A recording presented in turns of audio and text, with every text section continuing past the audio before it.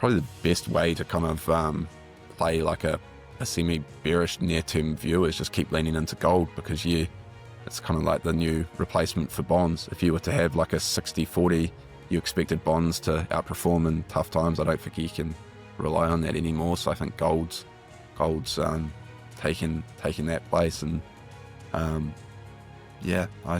just think it frustrates people, because people look at sort of RSIs and say it's overbought and everything, but I think it just continues to, granted anything can have sort of a 20% drawdown, sure, but I think, if that happens, you just back up the truck again and expect the next leg higher. Yeah.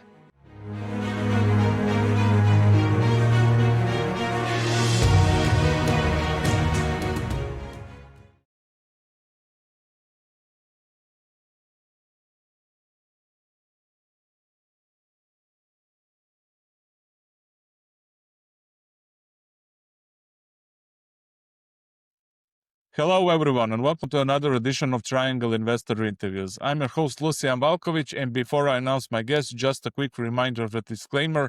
This interview and all my interviews are not a recommendation to buy or sell any shares, products, or services. Always do your due diligence and consult with your financial advisor. And my guest today is Fergus Cullen, aka Trader Ferg, a full-time trader, contrarian, speculator, and of course, my good friend. Ferg, great to have you again. Welcome. Thank you for having me back, Lucian. It's always a pleasure to be here. Thank you very much. Let's start maybe with the market value perspective. Where do you see the most compelling investment opportunities today in today's market? And what sectors or assets do you believe offer the best value right now? I know it's a big question, but it is, for me, the most important question to address to the investors. Yeah, sure. Everything's changing quite quick at the moment. We've obviously got quite a kind of a speculative fever going on in lots of areas. So I've kind of been quite conservative at how I've been approaching it. Like I've taken quite a sort of a physical heavy approach with the metals. So I have, I think, over 15% of my portfolio now is just actual metals, like 5% platinum, 5% rhodium, 5% uranium, all at 5% at cost. Yeah, they've been doing reasonably well. But yeah, I dislike seeing a lot of the spaces that I love kind of really take off. Well, it's alongside a lot of like garbage kind of flying in the US, and that makes me quite uncomfortable. Like I know take uranium. I know a lot of uranium companies end up in sort of AI baskets, and kind of learnt that lesson the hard way. And so, well, I'm a massive bull on the long-term thesis. I'm still quite sort of guarded by a lot of what I would want to see driving price isn't yet kind of showing up, like utilities really arriving in scale. So yeah, I'm still taking quite a conservative approach. Where I see the most value is still undoubtedly probably oil, and if I go to the really hated sector, would be still seismic companies. That's probably what I've bought the most of recently, and small cap Asian equities. I'm really enjoying that, and actually seen a lot of just big breakouts. Like it's interesting because the companies fundamentally aren't doing that much better, but they're really starting to run. So it's weird when you see something that you like that can't even really put your finger on why it's starting to break out and run. And yet across the board, I'm seeing multiple breakouts. So it's probably where I'm concentrated the most, and where I just seen an awful lot of value there. Granted, I'm kind of quite guarded on the overall outlook, short term anyway. Ferg, overvalued assets. What's your take? Are there any specific sectors, stocks, or asset classes you consider significantly overvalued at the moment? And what signals or metrics are driving your assessment? Yeah, well, I've like everyone, I kind of think the amount of capex being thrown around in AI is just getting silly. It's interesting to note that despite a lot of the companies, the likes of Meta, having the ability to take out as much debt as it possibly wants, it's now starting to shift a lot of this this debt off its balance sheets into private equity, which is kind of we've seen this playbook before, but I'm also not silly enough to think I can call any top.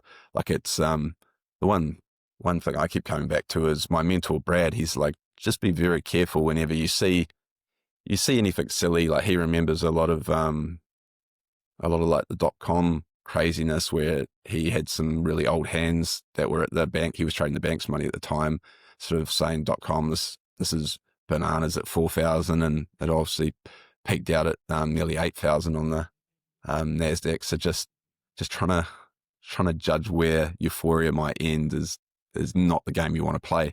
And that's also to say, like, a lot of people are like, feel there's a need to kind of be a hero and go to cash at the right moment so that you can kind of capture the crash. And I just think that's, yeah, you don't want to play that game. You've got no idea how far this could go, especially once you include passive flows in the whole game.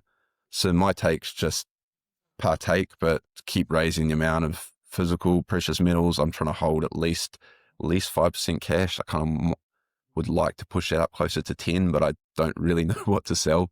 Keep looking through the portfolio, and if anything's getting culled, it's any kind of small little miner I held, and seen some of them race back. So just tiny little positions that I'm removing anything on the margin.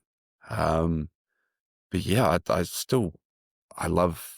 been kind of thinking of it in kind of almost three baskets at the moment. You've got like kind of the broad debasement trade, I guess you'd call it. And I've seen that even getting titled in a few pieces, and that's largely based around gold and Bitcoin. But I kind of would also include silver and even PGMs. Granted, it's like, you could argue they're driven by the economy. So if you have a crash, you could get quite dusted in the likes of silver, solar, and PGMs with likes of industrial and catalytic converter demand. But yeah, I kind of bunched them all in the same basket, and I'm really comfortable with that. Like I can just keep adding heavily into that basket, and then basket or bucket. And then the second bucket would be what I call like bottlenecks, or kind of supply constrained, like where there's been capital starvation. I see a lot of demand coming down the pipeline, and when that demand actually shows up and when there's actually a pinch point, you can kind of debate, but not really too concerned. I'm just happy sitting there. One I've been really verbal on lately is tin. I think tin's coming towards an inflection. I think the recent ban on all the small Indonesian miners is what's going to push that market over the edge. You've seen the above ground stocks and the LME already sort of record low, and now the Shanghai stocks are starting to really roll over, and demand's going to remain healthy as far as I can see. And even if the AI boom were to roll over, I've kind of gone through the numbers on that. I don't think that'll be significant enough to, like, the just how large the supply kind of problem is will more than paper over any sort of demand losses. So yeah, massive bull on tin.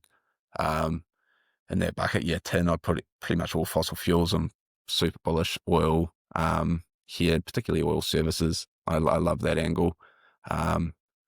Between oil services and then going right out to like the seismic companies. I don't think you can get any more hated than that. That sector had like almost a 70% attrition rate from the 2013 highs. If you're in marine seismic, all gone bankrupt, closed, merged, or taken over.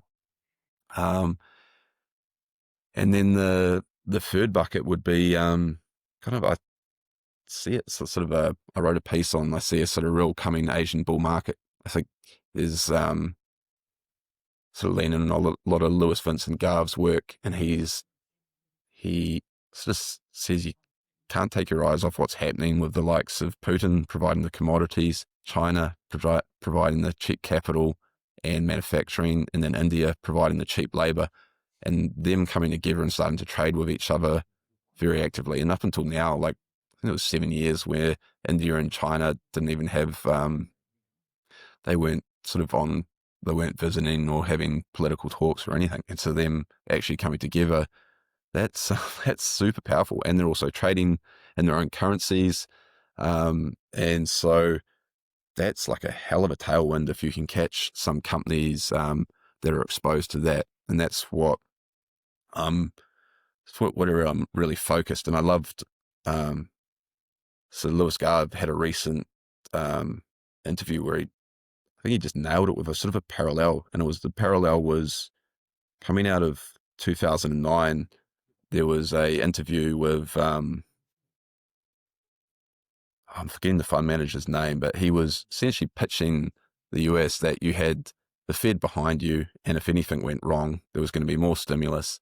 That obviously just had the big real estate bust, and now China's in a very similar point at which you've had a big real estate bust, you've got the PBOC behind you, and you've got very cheap valuations, and you've got this runway that I've just mentioned between, you've got all the commodities you need, you've got all the labor, you've got all the manufacturing, you've got cheap capital.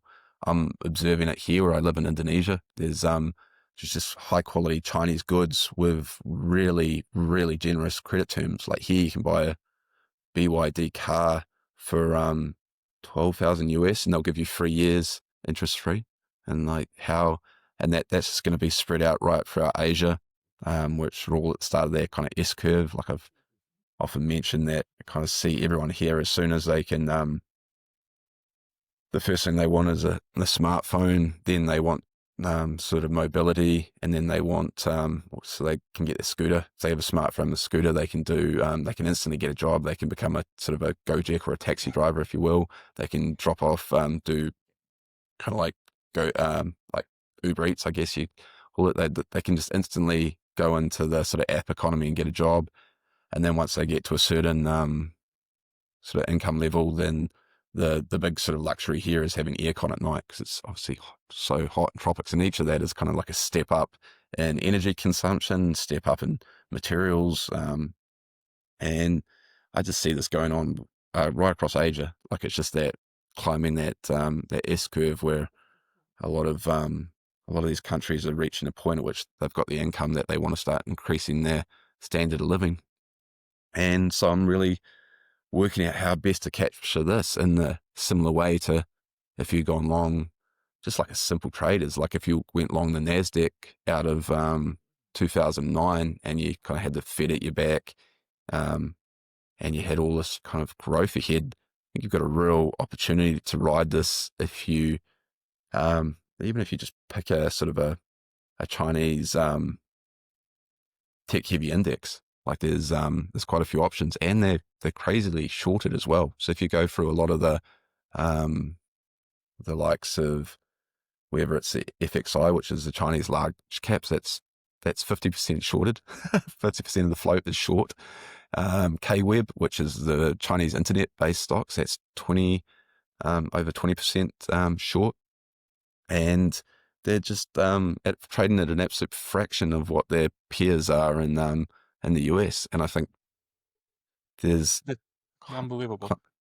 Yeah, and what a lot of people are missing as well is I think a lot of the value of AI will actually go to those that have a lot of the industry, the robots to put it into. So China's got 55% of global market share for robots. And so you can put your AI onto your robotic fleet and then get robots to make more robots, and you can see where that can go, and you've got access to massive energy capacity, then I think they win the war. And there's this kind of naive view that the way the US is kind of positioned to win AI, I think if anything, AI is almost a negative in the US because of how service-based it is and how much it's going to obviously attack its own service industry. There's a lot of companies that will be disrupted by having sort of margins that can be attacked by like just AI's efficiency. So yeah, sorry, that's a long-winded answer.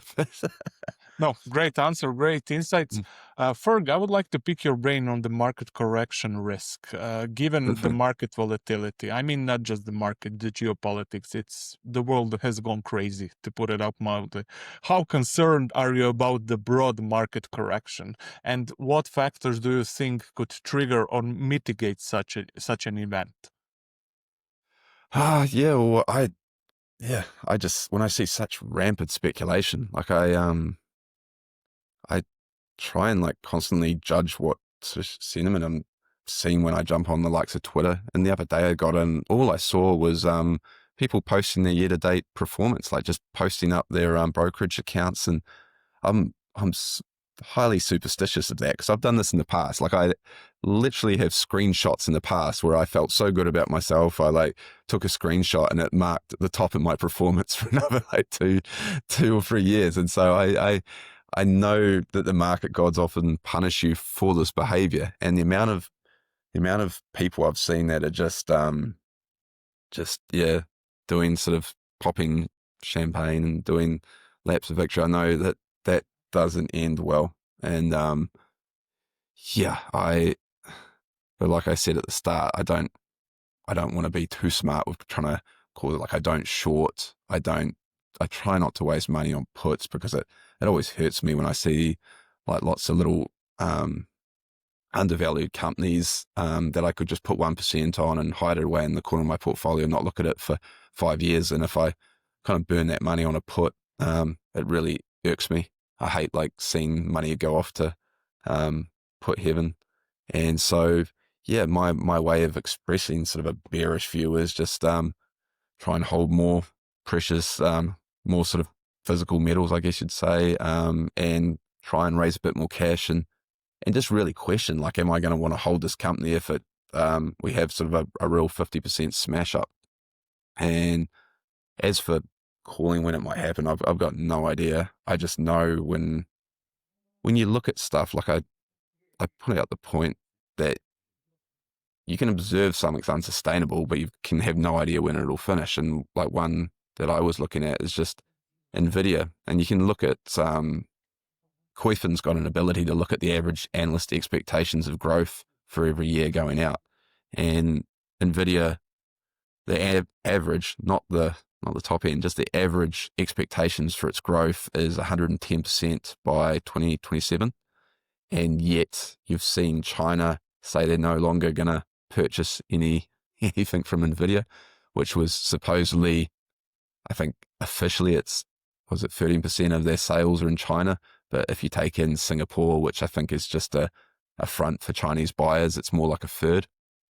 And yet people, even after that news, people keep increasing increasing their the sales forecast for it. And then you also soon after saw these kind of circular deals where Nvidia lends to, I don't know, to Oracle, and then Oracle purchases more from OpenAI, and then it's just a circle jerk, really. And like you've seen this before in .com period, and I just know that ends poorly, and I want to try and reduce my exposure as much as I can, or as much as possible to that. And I think the best way to do it is try and get as far away from anything that's benefited from those flows. Try and get into small caps in Asia. Not that it'll dial down the volatility, but it just, I probably expect to still have some nasty volatility at some point.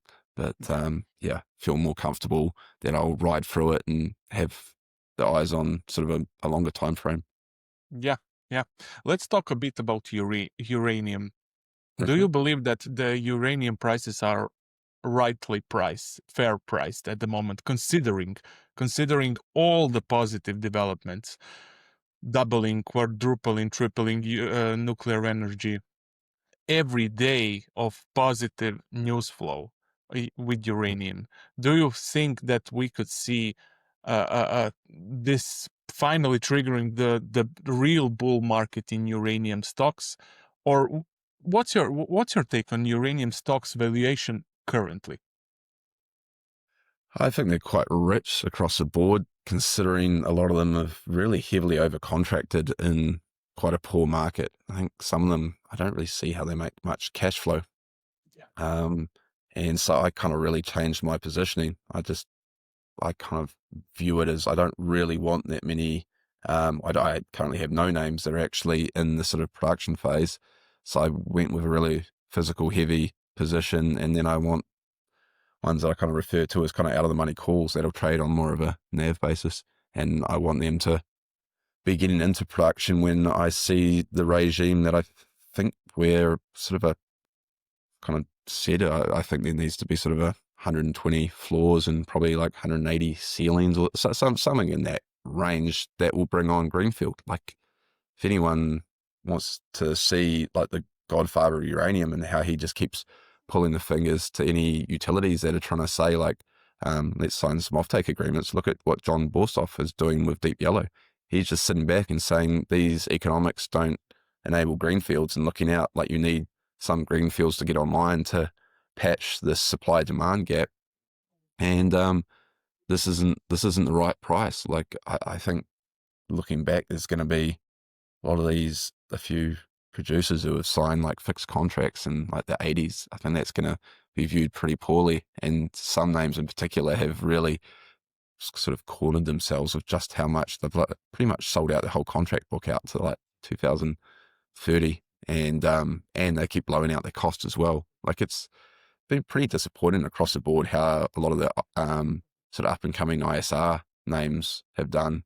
But if you take out the US names and then you can say what percentage of that's actually them executing on like the UECs of how much is it actually bringing on pounds versus sort of carrying around their potential, potentially 12 million pounds production a year, which is a great marketing. But yeah, I wouldn't want to be, that's a different game they're playing. They're kind of sort of hoping for an MP materials type deal, which is What not a about the game I want to play. explorers?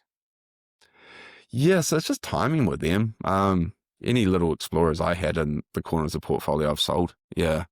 I don't really want to play that game here. If anything, the game I'd like to play, but I'd wait for a real market smash would be I'm pretty attracted to the recently listed options on Sprott uranium Sprott Physical Uranium Trust, Sprott, and those have only been available for maybe 2 months now.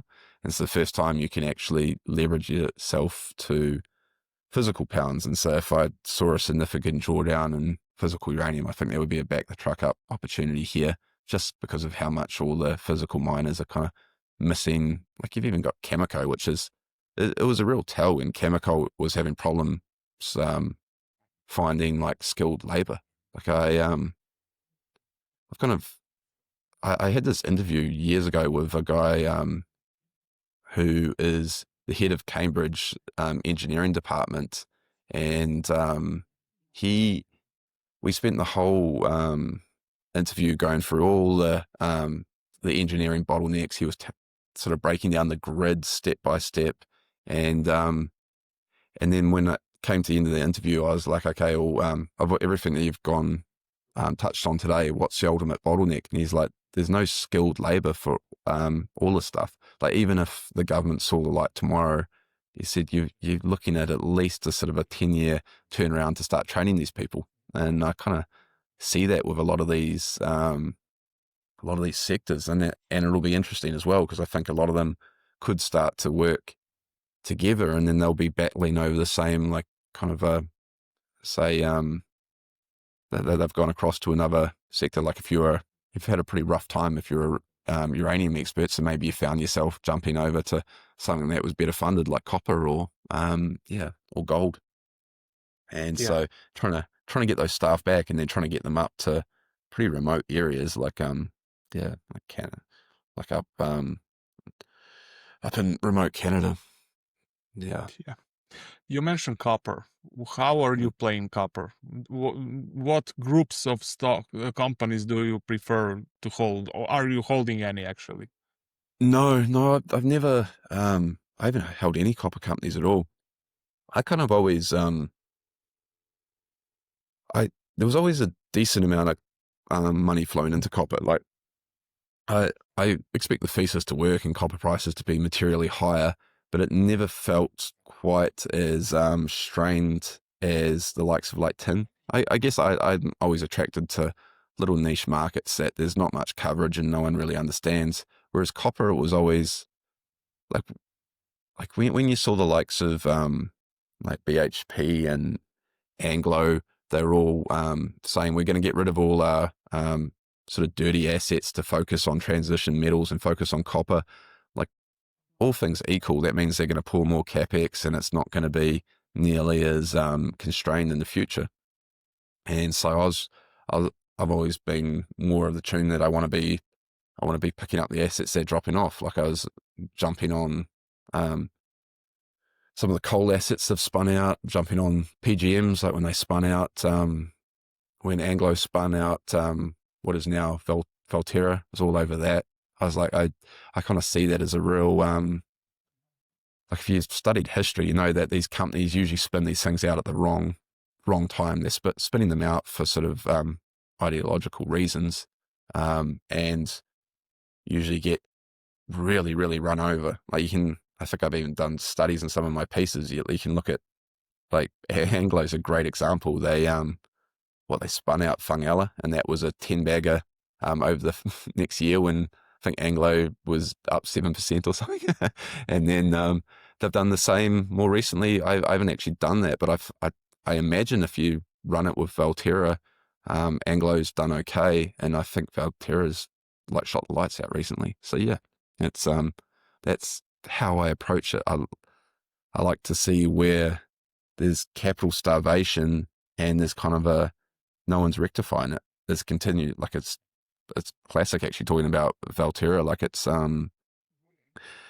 there was pieces sort of like the whole EV transition. There's going to be no need for obviously rhodium and palladium, so they don't need to bring any more mines online, and their long life mine wasn't getting valued very highly, even though they're literally the only PGM miner with well, they got 80-year mine life, when Sibanye and Impala quite short mine lives. And yeah, they weren't getting much of a premium for that. So yeah, I love that angle. Love when no one can see a future, and that is reflected in sort of a massive capex underinvestment. Obviously, coal's quite similar. Yeah, yeah. Ferg, what about gold and silver? I'm talking short term and mid term. Are they overvalued? So And gold's, not just the metal. I'm talking the stocks as well. yes, I own a big position now in junior gold miners, and I'm not intending to trade around it. I think gold just keeps, it's just, you don't want to get off the gold train until you see any sort of any sort of Reasons for that. responsibility with it. Yeah, like at the moment, it's just, yeah, you don't get off that train. I think that's like, it's like the poor people that were always like giving bearish arguments to the S&P from like 2009. Like it's just, the gold is the new dollar cost average. Like there's a real trend of like kind of books going around about you just buy passive and you just dollar cost average for the long term. And I think people are going to have a really rough time for the next decade, dollar cost averaging the likes of the S&P and the NASDAQ. I reckon that's really going to, in real terms anyway. But I think that's what you do with gold. You don't try and be too smart. Sure, if you're a tactical trader, you could say this is overbought and you can play for a bit of downside, but I'm not smart enough to do that. So I'm just buying, and I'm buying, recently been buying sort of in a vault, just sort of starting to add percentage of my income regularly and just dollar cost average it and not really think too much about the price. I think gold is coming back to what I was talking about with the likes of Russia trading with China, trading with India, and that's been net settled in gold. That's going to require the gold market to expand a lot. You're only recently seen like positive inflows into the likes of GDX and GDXJ. So retail's only just waking up to that.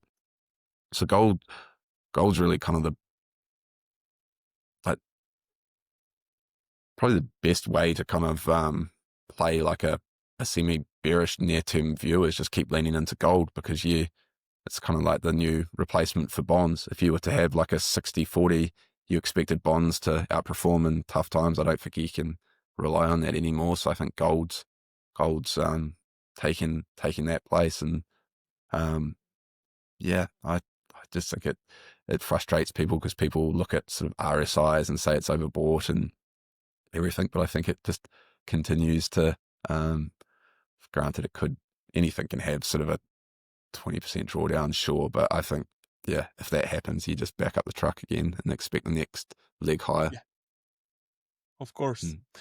You have been a trader for the last, I believe, 9 or 10 years, something like that. Yeah. Can you give us your experience? What are your biggest losses? What are your biggest wins? What would you do differently?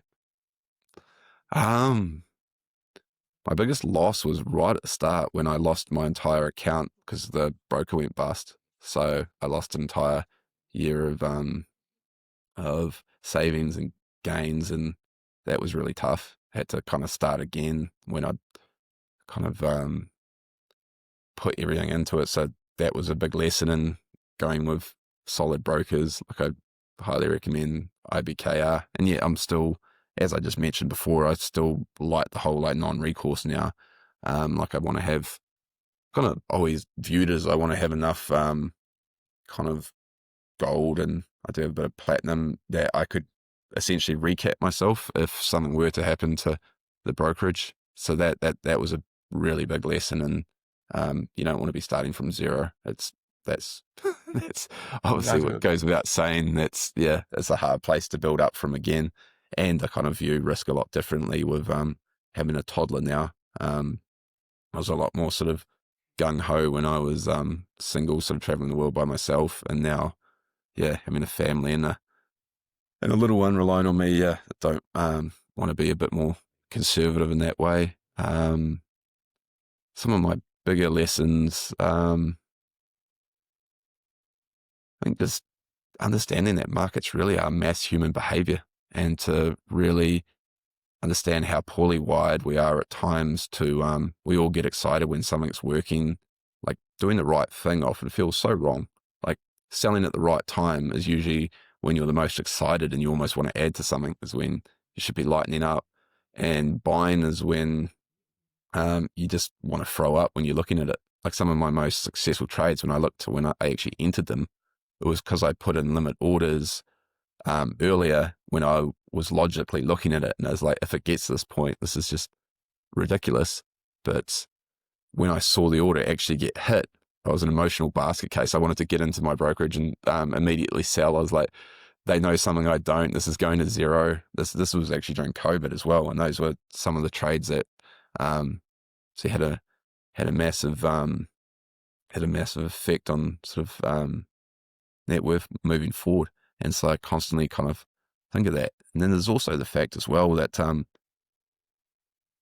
getting like a question as well. Like I have it with Brad, my mentor as well. He's like at the moment having a whole lot of the names, the small sort of Asian micro caps, quite a few of them in sort of oil and gas, OSVs, and a lot of them are breaking out, and everyone kind of wants a narrative. And often it's often I've observed that a lot of these sectors kind of break out when there is almost no narrative to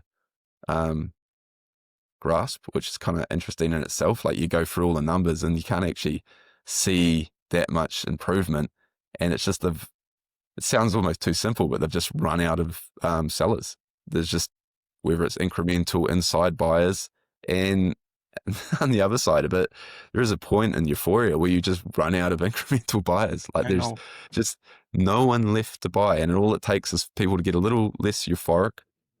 Maybe it's some discovery, like with fiber optics. You back in the .com boom, you had multiplexing, and they could get more productivity, and then there was sort of a realization at a point that it was all going to all this capex had been sort of burned. And I was listening to a really interesting interview between Mike Green and Josh Wolf, and he's got this contrarian take that 50% of all inference will actually end up being on the hardware, being in your phone and in your laptop. And so there will be kind of a moment which everyone realizes that all this AI data center capex has just been essentially lit on fire for nothing. There's actually, Apple released a paper essentially saying the same thing. That's why they've been quite standoffish with their AI investments. But no one will care until there is that kind of inflection point on that. And so observing that it looks quite bubbly, and also people often point to the earnings, which I think's kind of interesting in itself, because it kind of reminds me, I think kind of view AI as almost a commodity. It's almost something that we'll all benefit from, but it is going to go through a commodity cycle. And similar to a commodity producer, they actually look the cheapest when the commodity is obviously spiking. Like it's on your cash flow basis, it looks quite cheap until the commodity crashes, and it doesn't look quite so cheap. And I think they're making the same mistake with something like Nvidia. So provide us some names from the winning side and the losing side. Names from the winning side, obviously some going berserk at the moment are Sibanye and Valterra. They're doing really well, and the physical platinum I really like. I've sort of said my my hurdle rate for my portfolio for a while now has been PPLT, just pure platinum, and then rhodium. You can buy it. You can buy physical ETFs. So I've got a 5% position in that, and I'm still a massive bull on that because it's highly illiquid. Like it's, for anyone that doesn't understand it, it's just a byproduct of palladium and platinum demand. So when it starts to move and there is sort of imbalance in the market, which I already think there is quite a large imbalance, it's really hard to bring on additional supply because you're relying more on the economics of the mine for the larger amounts, which are palladium. And interestingly, most of the mines in development are palladium rich, which by default have far lower rhodium splits compared to platinum, which is why I really love the interplay between platinum, rhodium, and the miners, because if I get run over in my miners, because when you play PGMs, you invariably get pushed into South Africa, and anyone knows African mining, there's a good chance that you'll have some nasty surprises. But then if you've got, I'm kind of running like 2/3 physical. If I have a nasty surprise with my miners, like Valterra produces 35% of global rhodium. So I'm probably going to make out like a bandit on my physical rhodium holdings if something happens to Valterra, and the same deal with Sibanye. And so, yeah, I continue to like that, even though they're obviously going pretty vertical. Haven't started trimming them yet. The other side, I continue to like seismic. I feel like that's where I'm the earliest. It's some of those charts are just they're quality companies that will benefit from AI over the long run, and they're just hated because they've been absolute capital starved, and the companies themselves are actually really well run to have survived this level of bear market. So sort of a small incremental amount of capital, and I think people need to think about that as well, is like 70% of all sort of oil supply is going to come from offshore in the future, because we've had this period where 90% has come from fracking, and it's got us kind of quite complacent to that reality. And yet the offshore market's been in this absolute brutal bear market. You've obviously had some names have gone bankrupt twice. I've got a 5% position. A company's gone. I've got two nearly 5% positions in two companies that have gone bankrupt twice in the sector, and the whole sector's kind of really consolidated. Anyone that's followed like drill rigs, like they're I thought this sector was going to inflect earlier, but the fact it hasn't, and they've kept scrapping a lot of the rigs, this means the stock is just getting tighter. So when capital comes into that sector, it's going to be quite explosive. And I think you're going to see that across drill rigs, across OSVs, across seismic. And so, yeah, that's probably where I'm the most contrarian. I don't really see anyone else. I don't think I've read any research on rhodium, and I don't think I've read any research on seismic offshore. So, yeah, guess that's me just being a weirdo and hanging out in places no one wants to hang. That's a great breakdown. Ferg, I want to thank you for coming to the show. Great chat as always, and I look forward to host you again sometime soon. Thank you so much, Lucian. I always enjoy these.